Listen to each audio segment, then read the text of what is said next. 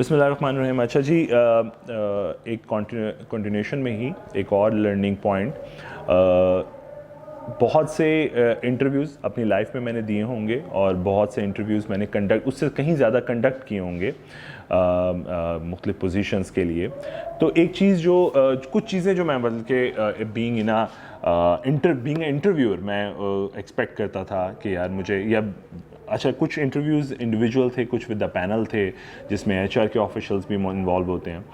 So considering a panel as well as individual interviews जिसमें मैं interview हूँ, तो कुछ क्वेश्चंस जो मैं एक्सपेक्ट करता था या उन क्वेश्चंस के पीछे जो मैं एक इंटरव्यू के अंदर असेस करता था कि इसके अंदर मुझे ये चीज़ें चाहिए। अच्छा, इर्रिस्पेक्टिव कि वो बेसिक पोजीशन के लिए इंटरव्यू किया जा रहा है या किसी प्रोफेशनल के लिए इंटरव्यू किया जा रहा है। लाइक मैं हायर करने जा रहा हूँ अकाउंट्स का या फाइनेंस का एग्जीक्यूटिव, या मैं हायर करने जा रहा हूँ कोई डिप्टी मैनेजर या मैनेजर, ठीक है, इर्रिस्पेक्टिव ऑफ दैट सबके लिए सेम असेसमेंट सेम होती थी। असेसमेंट का एंगल ये होता था कि सबसे पहले मैं ये देखता था कि कितना कैंडिडेट कितना ऑनेस्ट है। ऑनेस्टी कैसे पता चलती थी?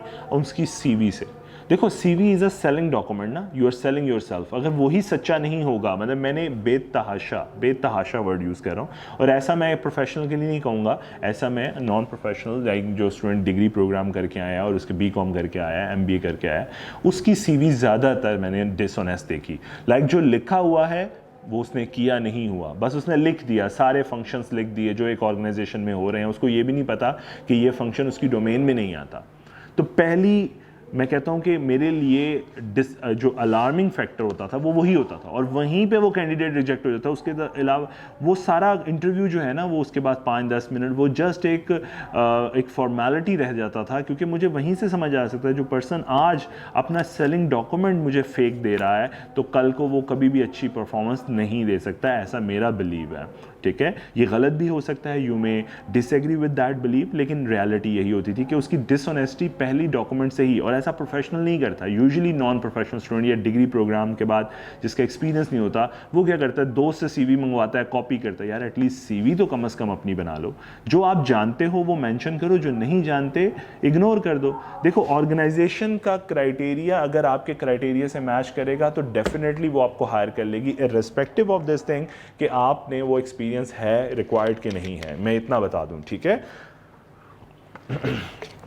फिर सेकेंडली जो मोस्ट इंपॉर्टेंट फैक्टर मैं या मेरी टीम असेस कर रही होती थी, वो ये होता था कि क्या इस कैंडिडेट का बिहेवियर हमारे ऑर्गेनाइजेशन के बिहेवियर से या कल्चर से मैच करता है, मिसमैच तो नहीं है। लाइक हमारा एनवायरनमेंट ये है कि हम हायरार्की को फॉलो करते हैं, हम जो स्ट्रक्चर है ऑर्गेनाइजेशन स्ट्रक्चर उसको फॉलो करते हैं, उसको ब्रेक नहीं करते। लाइक अगर if I have to report to my say MD, या if I have to report say to my head of department, तो I will not directly report to और make a direct contact with MD. I will directly for every matter I will report to head of department. मैं अपने head of department को report करूँ, तो क्या ये person cross तो नहीं कर जाएगा?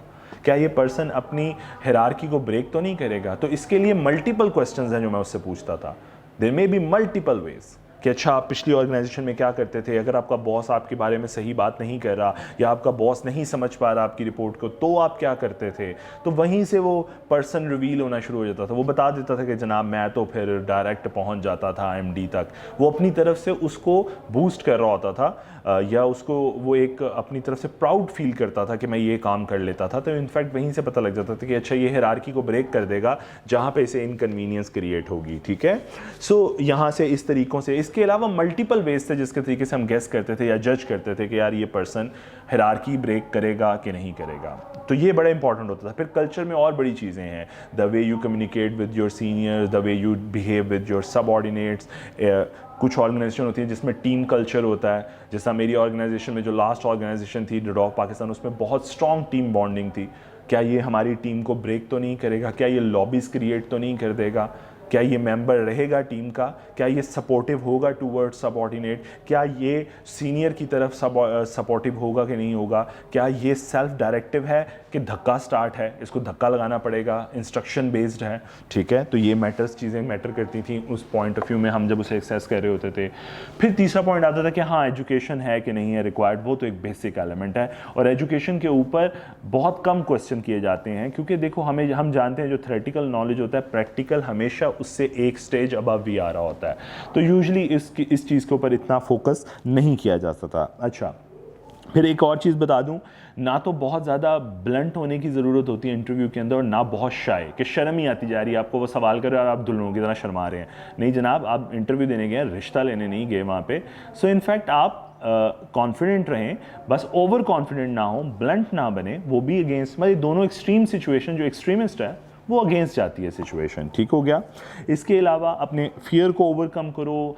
सेल्फ कंट्रोल आपका टेस्ट करते थे, मतलब लोगों का सेल्फ कंट्रोल मैंने बड़ी दफ़ा टेस्ट किया। आपको मतलब मुख्तलिफ क्वेश्चन मैंने कहा, जिस तरह मुख्तलिफ कर, आप अग्रेशन कितना एग्रेसिव हो, किस तरह का बात कर लेते हो, थोड़ी सी झाड़ डाल के देख लो इंटरव्यू को तो पता लग जाएगा अच्छा ये पर्सन गुस्से में कैसा होता है। ठीक है, सो रियल फेस निकल के बाहर आ जाएगा।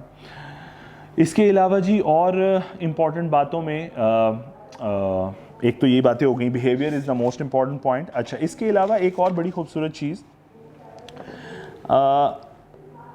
दो चीज़ें और बस छोटी छोटी। एक तो नो कहना सीखो। जो काम नहीं किया हुआ ना, जो काम नहीं जानते तो सच बोल दो नहीं जानते, क्यों झूठ बोलोगे। देखो, झूठ के पाँव नहीं होने और झूठ को संभालना पड़ना है, सच को संभालना नहीं पड़ना।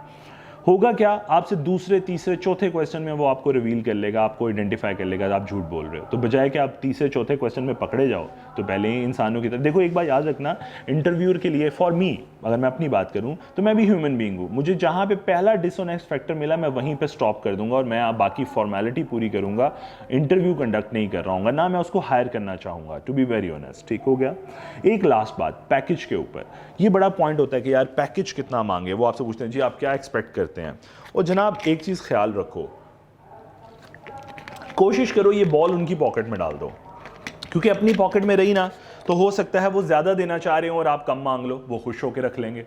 और हो सकता है एक दूसरा फैक्टर भी आ जाता है कई दफ़ा कि वो देना जो चाह रहे हैं आप उससे कहीं ऊपर मांग लो, कोई मसला नहीं, उसका इतने ड्रास्टिक इफेक्ट नहीं है। तो मैं इसलिए बेहतर समझता हूँ ये वाली बॉल जितनी कोशिश करो अगले की पॉकेट में डाल दो, उसे कहो what you are expecting to पे।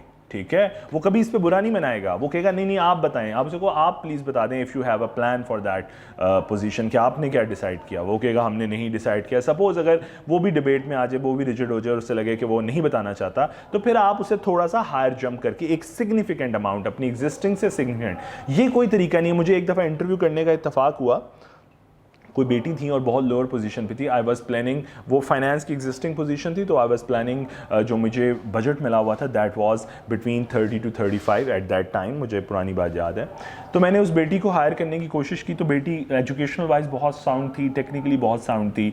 मैंने आस्क्ड के व्हाट शी इज़ ड्राइंग, तो शी सेड के मुझे याद पड़ता है 20K शी वाज टेकिंग। तो मैंने उसे कहा व्हाट यू आर एक्सपेक्टिंग, कि आप इस ऑर्गेनाइजेशन से क्या चाहते हो। तो आई वाज एक्सपेक्टिंग कि she will demand around 30 or 35 and that she will come under my budget plan, under my bracket. तो शी सेड सो कि सर 22,000 दे दें, यानी कि वो पिछली जॉब से कितना इंक्रीज़ मांगनी है, 2,000। तो मैंने कहा बेटी आप 2,000 के लिए जॉब चेंज कर रहे हो, are you sure about that. अब वहाँ पे आके वो पजल हो गई और पता लगा कि अच्छा नहीं, रीज़न ये नहीं है, रीज़न्स और हैं। तो समझाना ये चाहता हूँ कि ये कोई तरीका नहीं है कि आपकी पिछली जॉब से मैं कहता हूँ आपको 1 लाख दे रही हो और आप अगली जॉब पे कहते हैं 1,10,000 दे दो, 1,05,000 दे दो, मैं तो आ जाऊँगा।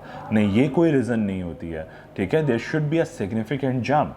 ठीक है, be confident that you are going to add some value in the organisation, वरना वो आपको हायर करे क्यों। और ये बात मैं आपको बता दूं, 1 से 2 महीने लगते हैं फर्स्ट जॉब के, किसी भी जॉब के फर्स्ट 2 मंथ्स होते हैं, जिसमें आप या तो ऑर्गेनाइजेशन को इंश्योर कर देते हैं कि you are adding some value in the organisation, और या आप ये इंश्योर कर देते हैं मैं धक्का स्टार्ट हूँ, मुझे इंस्ट्रक्शन दोगे तो मैं काम कर दूंगा, नहीं तो आराम से हाथ पे हाथ रख के बैठा रहूँगा। सो कुछ टिप्स थी यहीं जो मैंने आपसे शेयर करना चाह रहा था। इसके साथ ही कुछ मज़ीद टिप्स होंगी तो इंशाल्लाह आपसे फिर एक लेक्चर में शेयर कर लूँगा, लेक्चर की लेंथ को कंट्रोल करने के लिए। अल्लाह ताला सबको आसानी अता फरमाए और आसानी बांटने की तौफीक अता फरमाए। Thank you.